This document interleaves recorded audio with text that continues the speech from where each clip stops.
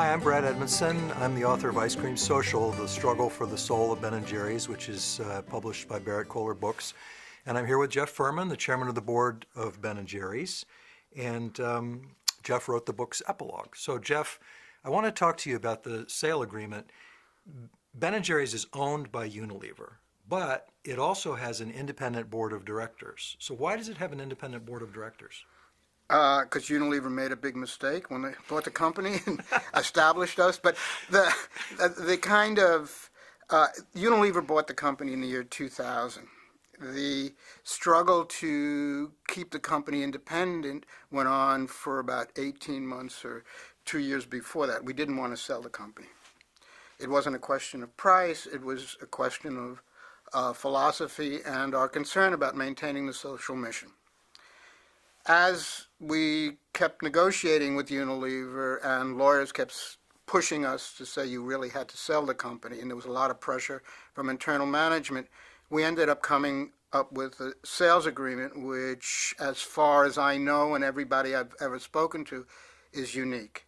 And it establishes this board of directors, of which I am now the chair, that continues in perpetuity. So it's unique in that sense. It's unique in other senses, but in that sense, it means that we self-perpetuate ourselves. We bring in new people to replace us as we get a little grayer and in our lives. And it is our main focus is to maintain the social mission of the company, and there are a lot of elements in this legally binding agreement that help us give us this power. I see.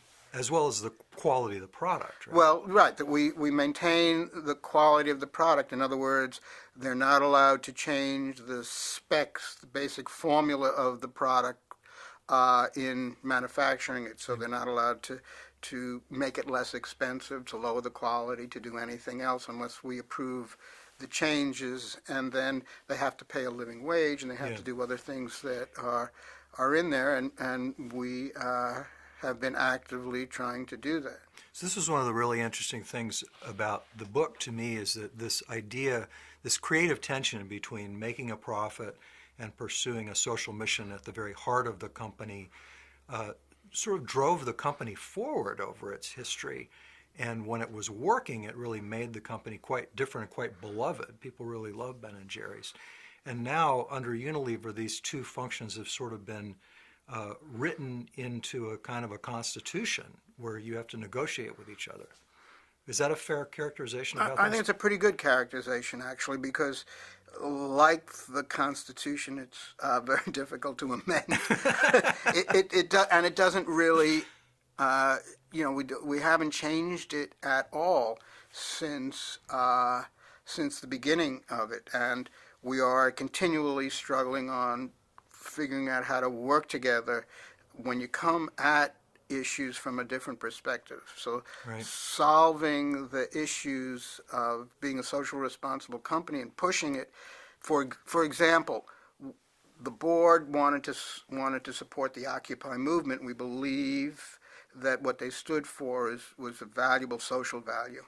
And therefore, we came out with a statement in support of that, even though that might have run contrary to Unilever's perspective.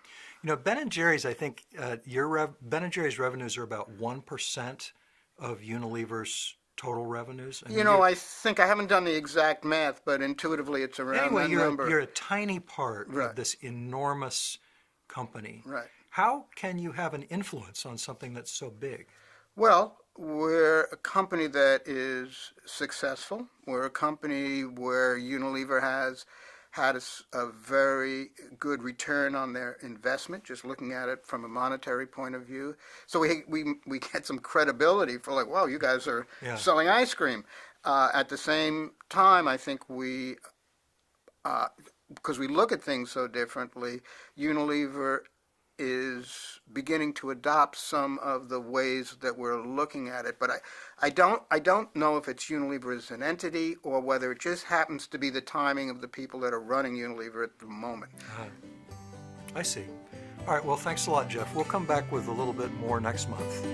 But This Ice Cream Social is out in January from Barrett Kohler, and we hope you take a look.